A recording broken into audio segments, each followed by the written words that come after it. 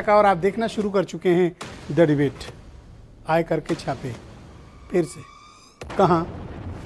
विपक्षी दलों पे, और उन विपक्षी दलों में किस पे? जो सी कैटेगरी की पार्टी है, छोटी पार्टियां, 1 सीट 2 सीट पे जो सिमटी हुई हैं, छोटा छोटा दल बनाए हुए हैं, उनके यहाँ छापे। क्यों छापे पड़े? फंडिंग कहाँ से हो रही है, इसको लेकर आज पूरे देश भर में जबरदस्त छापेमारी आयकर विभाग ने किया। आरोप लगाया कि ये लोग को फंडिंग मिल रही है, ब्लैक को वाइट किया जा रहा है। अब असलियत क्या है ये तो बाद में पता चलता है, लेकिन छापे तो हैं। तो इन छापों के पीछे का कारण क्या है, और इस छापे से हासिल क्या हुआ, और ये छापा डालने के मकसद क्या है, इन सब विषयों पर आज हम खुलकर चर्चा करने वाले हैं। बहन भाइयों, आयकर के छापे अब राजनीतिक दलों पर भी आ गए। अब तक तो ये व्यापारी, मीडिया वाले, बिल्डर, ज्वेलर्स और बड़े लोगों, इंडस्ट्रियलिस्ट, बहुत बड़े वालों पे छापा नहीं डालता आयकर विभाग। बहुत बड़े वाले डालने पर फिर आयकर पर छापा पड़ जाता है।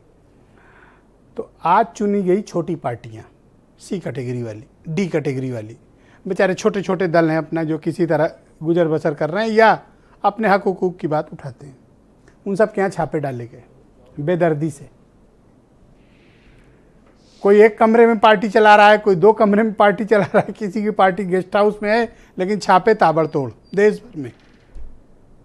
अभी क्या डिटेल्स है ये तो इनकम टैक्स डिपार्टमेंट ने शेयर नहीं किया है, लेकिन जो तस्वीरें और जो हालात इन पॉलिटिकल पार्टीज़ के दिखे हैं, उससे लगता है कि ये खुद बेचारे भूखमरी के शिकार थे। इनके पास दूसरों को देने के लिए क्या होगा, अब ये तो जांच के बाद ही पता चलेगा, लेकिन सच में इनके हालात ख़राब थे। 2-1 पार्टियों पर आरोप लगाया गया कि वो लोग पार्टी बनाकर कुछ गुजरात और दूसरे राज्यों में गड़बड़ी कर रहे थे, लेकिन अधिकांश पॉलिटिकल पार्टीज़ भिखमंगी वाले हालात में रहे हैं। अब उनके यहाँ छापा आया है, अब वो खुद भी बेचारे परेशान है कि ये छापा क्यों डाला गया।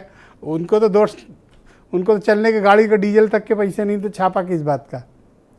अब इनकम टैक्स डिपार्टमेंट ने रेड डालने के बाद जब हाई प्रोफाइल इस तरह की रेड्स पड़ती तो अपडेट जारी होनी चाहिए कि छापा क्यों डाला। तो अब तक छापे के कोई निष्कर्ष या रिपोर्ट तो नहीं आई, लेकिन विपक्षी दलों में हाहाकार जरूर मच गया है। इन छापों से एक संदेश गया है। संदेश ये कि चंदा दिया तो फिर ठीक बात नहीं है। आज तो इनके यहाँ आए हैं सी और डी में, ए और बी में भी आ सकते हैं। मैसेज यही है। तो अब विपक्ष को पैसे कहाँ से मिलेंगे, बड़ी मुश्किल है। अब विपक्ष को क्राउड फंडिंग में जाना पड़ेगा, जनता के बीच जाना पड़ेगा, क्योंकि अब कोई भी कारपोरेट, इंडस्ट्रियलिस्ट या बड़ा आदमी या मालदार लोग अब थोड़ा पॉलिटिकल पार्टी को नंबर 1 में पैसा देने में थोड़ा झिझकेंगे। कभी भी इनकम टैक्स वाले आ सकते हैं और पूछ सकते हैं भाई पैसे कहाँ से आए हैं बताओ। तो कौन इस झमेले में पड़े। तो पहले से फंड की क्राइसिस में जूझ रहा विपक्ष, अब इस तरह की नाकेबंदी हो गई सी और डी वालों की, तो संदेशा कहाँ तक आया? संदेशा ऊपर तक आया। किसके लिए? ए और बी कैटेगरी की पॉलिटिकल पार्टी के लिए, कि मुश्किल आपके लिए है। तो अगर फंड क्राइसिस अपोजिशन के सामने आएगी तो अपोजिशन बीजेपी जैसी माइटी पार्टी के सामने कैसे लड़ेगा, एक बड़ा प्रश्न है। तो हमें इसके कारणों को तलाशना होगा, इनकम टैक्स डिपार्टमेंट के छापों की वजह तलाशनी होगी, और इनसे हासिल क्या हुआ इस बारे में खुलकर आज हम डिबेट में चर्चा करेंगे। उत्तर प्रदेश में 24 स्थानों पर छापे, उत्तराखंड में भी छापे, राजस्थान में तो गृह राज्य मंत्री कांग्रेस के, उनके घर छापा, उनका देहरादून में भी प्रतिष्ठान है, वहाँ भी छापा। बताओ पैसे कहाँ से आए। तो अब सबका हिसाब देना पड़ेगा। कुछ बयान सुनिए, डिबेट दिलचस्प है। जी के आने के बाद देखिए, चाहे वो सेना हमारी हो, चाहे हमारी संवैधानिक संस्थाएं हों, जितनी जांच एजेंसियां, वो फ्री हैं। वो अपने हिसाब से कार्रवाई करती हैं और निश्चित तौर से उसी के तहत ये कार्रवाई हो रहा है, उसमें सरकार का कोई लेना देना नहीं। नोटों के जखीरे मिल रहे हैं, नोटों के इतने बंडल मिलते हैं कि उनकी गिनती करने के लिए मशीनें लगवानी पड़ती हैं।